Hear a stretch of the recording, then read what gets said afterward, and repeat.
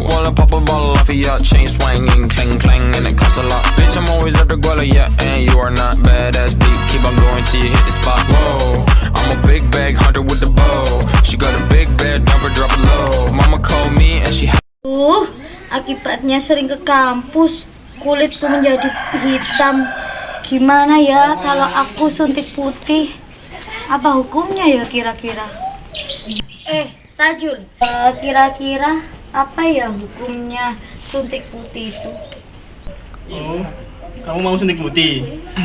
Ini hukum dari suntik putih menurut Ustadz. Tapi kalau masalah pengobatan, apakah disuntikkan ke dalam asalkan tidak membahayakan secara kesehatan, bukan sesuatu yang terlarang.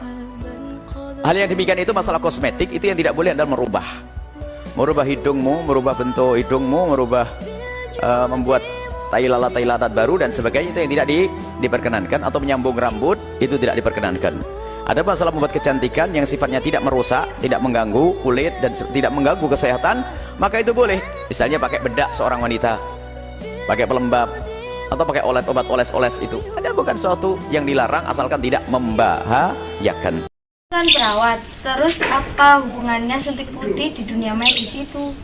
Di dalam medis itu suntik putih itu seperti ini. Coba lihat. Apa sih suntik putih itu? Suntik putih ini adalah metode yang paling banyak diminati dari kalangan wanita karena memiliki khasiat yang ampuh dalam beberapa kali suntik. Karena di dalam kandungan obat pemutih tersebut terdapat beberapa komposisi yang dapat memutihkan kulit, seluruh tubuh, dan disuntikkan secara langsung ke pembuluh darah. Untuk kandungan dari suntik putih sendiri, suntik putih pada dasarnya berisi meliputi zat antioksidan. Antioksidan utamanya adalah seperti vitamin C, dosis tinggi sebesar 1000 sampai dengan 4000 mg. Dilarutkan dengan glutathione 600 mg. Ada juga yang mencampurkan dengan plasenta, yaitu tali pusar bayi, untuk mengembangkan sel-sel baru yang muda. Plasenta bisa berasal dari manusia atau hewan, baik yang halal atau haram. Padahal zat ini fungsi utamanya bukan untuk pemutih kulit. Campuran zat tersebut kemudian disuntikkan ke dalam tubuh melalui injeksi pada otot bokong intramuskuler, langsung ke pembuluh darah balik intravena, bahkan disuntikan melalui wajah pasien. Bagaimana sih cara kerja suntik putih dengan zat tersebut? Hasil dari suntik pemutih tersebut akan terlihat perubahannya dalam waktu 1-3 bulan. Suntik putih dengan menggunakan glutathione hasilnya akan terlihat setelah melakukan suntik putih dalam 6-7 kali yang dilakukan dalam 1 minggu sekali. Sedangkan untuk suntik putih menggunakan vitamin C membutuhkan suntik yang lebih banyak, sekitar 10 kali suntikan yang dilakukan dalam seminggu sekali. Suntik pemutih ini bisa saja dilakukan lebih dari 10 kali jika perubahan itu tidak timbul. Bahkan bisa saja ketergantungan seperti apabila tidak melakukan suntik pemutih itu dapat membuat kulit gersang ataupun kering. Semua itu sesuai dengan kulit pada tubuh manusia itu masing-masing. Pada usia berapa sih seseorang dapat melakukan suntik putih? Seseorang dapat melakukan suntik putih ini minimal berusia 17 tahun, karena seorang yang umurnya di bawah 17 tahun itu fungsi ginjalnya belum optimal.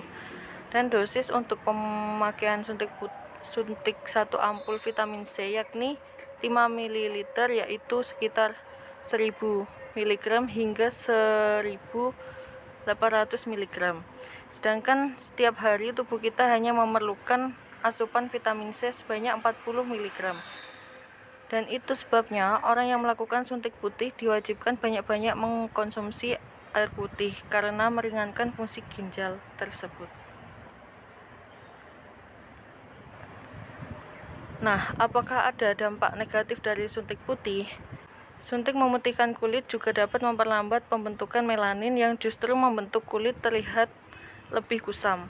Tetapi dengan melakukan suntik putih secara tidak langsung, kulit menjadi ditekan untuk bekerja secara tidak normal, yang dapat membawa kerusakan bagian pada kulit.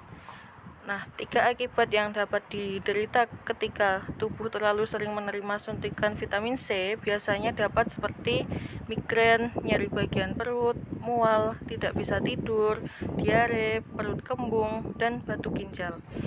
Penggunaan vitamin C jangka panjang juga dapat menyebabkan ketergantungan. Nah, bagaimana hukumnya dalam Islam? Dalam Al-Quran dijelaskan bahwa dan aku benar-benar menyesatkan mereka dan akan membangkitkan angan-angan kosong pada mereka dan menyuruh mereka atau memotong telinga-telinga binatang ternak.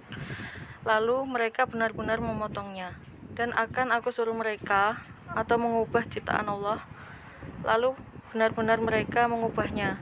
Barang siapa yang menjadikan pelindung selain Allah, maka sesungguhnya ia menderita kerugian yang nyata. Quran Surat An-Nisa ayat 119.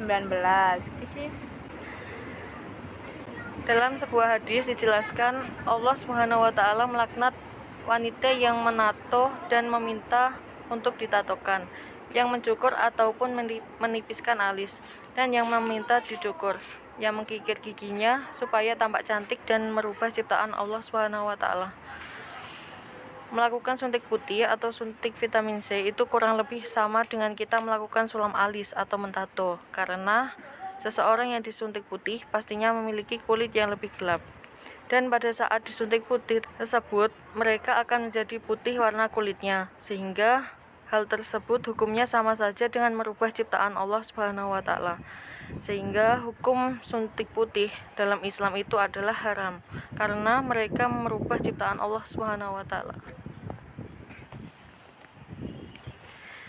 Lalu kesimpulan dari tersebut yaitu dari penjelasan beberapa hadis di atas itu sudah dapat dijelaskan apabila hukum suntik putih ialah haram karena hal tersebut termasuk dalam salah satu perbuatan merubah ciptaan Allah Subhanahu wa taala.